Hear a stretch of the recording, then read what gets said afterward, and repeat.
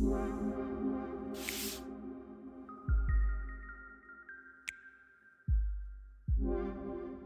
already scanned the cover. I usually recommend scanning like 300 dpi at least.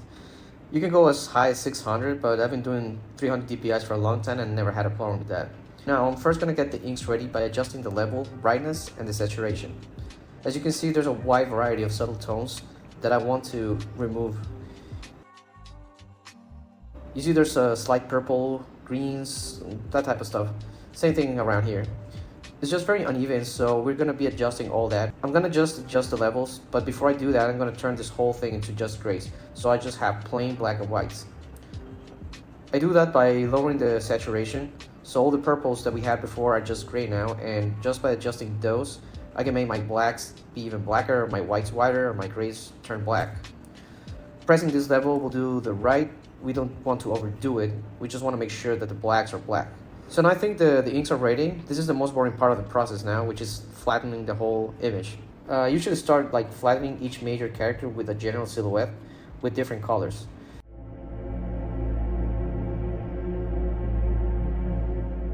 Alright, so whenever I get the contour ready, I go around making sure everything is close. So when I drop the color bucket, it doesn't go outside the shape. So let's see how it goes. I have a white layer underneath. So this is the final result. I have all the characters in different colors, so whenever I'm doing the coloring, I can focus on different sections. So for example, whenever I'm coloring in Superman, I go in with one, select him, and I can do gradients on top, add highlights or whatever, without invading any other character. So once I do this, I'll do another layer for the second time around. I'll just duplicate this, turn this off, and then I'll start doing the selection for the actual flat. This is to like separate individual colors within the same character.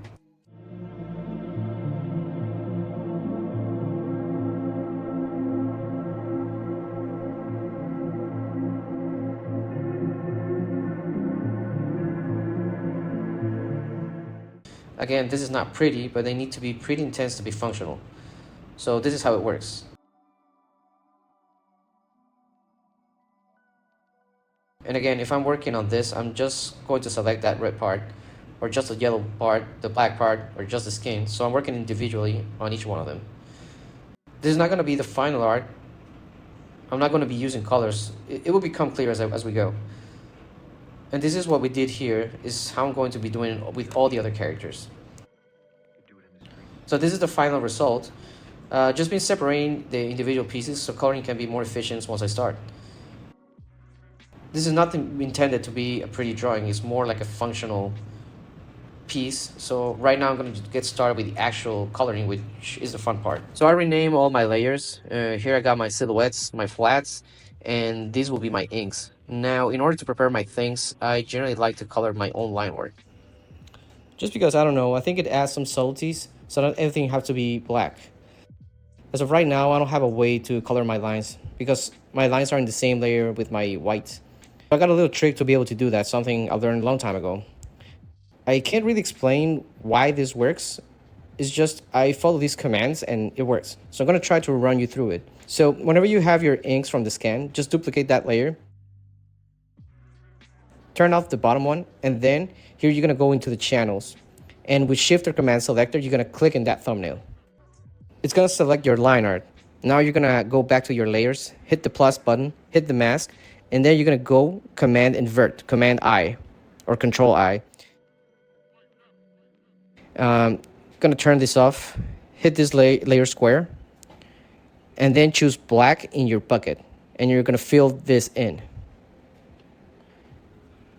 Now my inks are separated from the background. As you can see, this looks pretty similar to the original scan, but now my inks are separated from the actual white background. Now I can pick any color and color my line art. Just my line art, it's not going to be affecting my background or anything else. So I'm going to use this layer to color some of my lines as I go. I duplicate the flats, and I have this ugly flat right now. What I'm going to be doing right now is just making all these ugly colors turn into a more pleasing looking palette. It's not going to be the final, but I'll try to get as close as possible. A general rule whenever I'm doing flat coloring is I never go completely saturated, or I'll never go completely pastel. I always play somewhere around the middle. I think that makes it easier for the general tones of the whole picture to like combine and be more pleasing to look at. Whenever we go too saturated right away, it's just too distracting and it just doesn't look harmonious with all the other colors. And again, I don't use any whites or I don't use any blacks. That's for like the very, very end.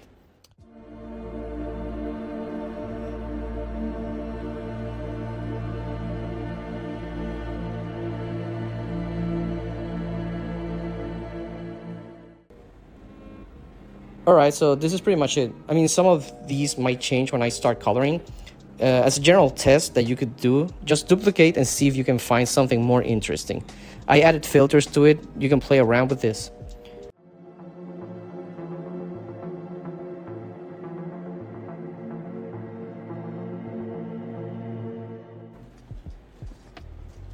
Okay, so as you can see, I did flash.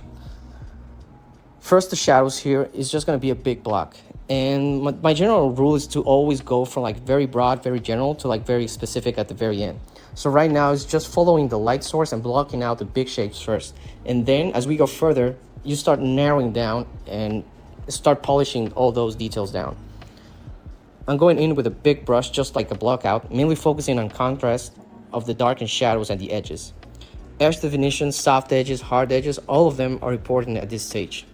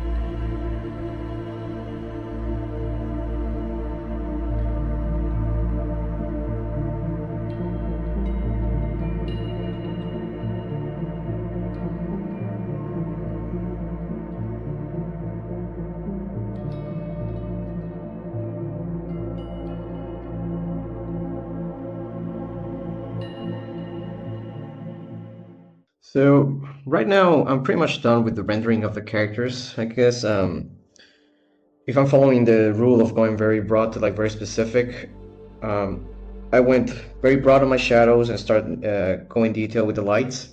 Now I just have to work on the background, and this could be done, but I tend to do another pass of rendering. This is where I'm going to be coloring my line art, and I'm going to be adding some a little bit more of a definition to my shadows and my lights, maybe adding a couple of highlights here and there, just like try to put, the finishing touches on the image, which can be time consuming. I'm going to be doing a lot of color correction and just all around making the image, I guess, more attractive to the eye in terms of design and color. I think right now the heavy lifting is done, where I've already done my lighting, my shadows, got my anatomy down. It's just a matter of like screwing um, those knobs that are already there a little bit more. I probably will opt to do my own sky, I guess.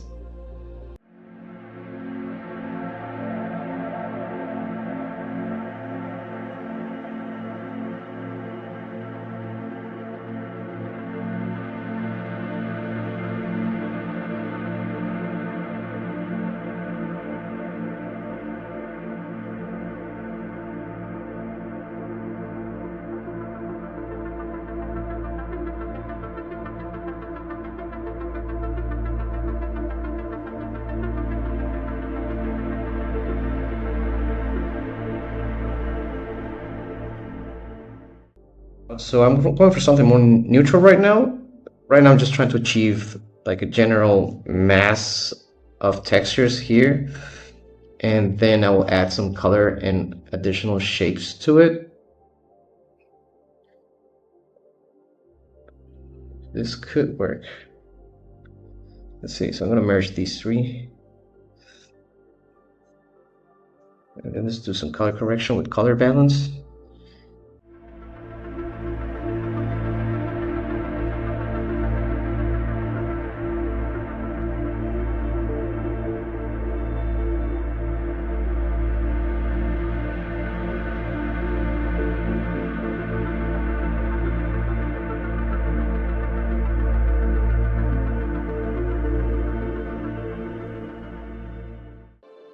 So right now I'm just adjusting my blues. I think I want those blues to pop a little bit more. As you see, I zoomed out the whole cover because I'm trying to like look for something that looks pleasing from afar. So right now I'm just gonna zoom in and start to define some areas, soft edges, hard edges, transitions, and some adjustments in the coloring. Try to like fill in any gaps that are missing. For highlights, a good trick that I've been using is you select your brush and you select black and white, and you put your brush into overlay mode. Overlay mode is going to brighten with white and it's going to darken with the black. So you just switch back and forth between those two tones to get the desired tones. For like example, in this side piece on his ear, he's like supposed to be metallic. I'm going to add a couple of highlights just to give the illusion of that material. But with the overlay mode, I don't have to select the color, it does it automatically.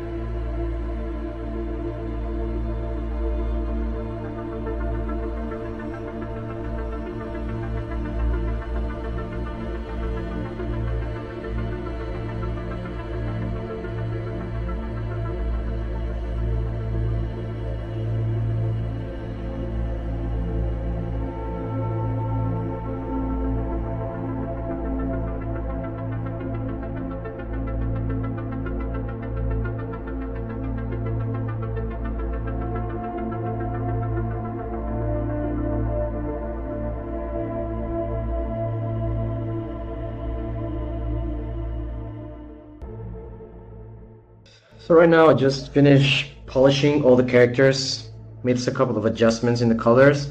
I mean, color adjustments will go all the way through to the end, so probably going to be changing a little bit more. Right now what I'm going to be doing is just adding a couple of effects to the background, maybe um, dust to like cover the rocks and add more atmosphere and push the characters individually. Um, so with the layers, I'm going to be pushing some of them farther to the back.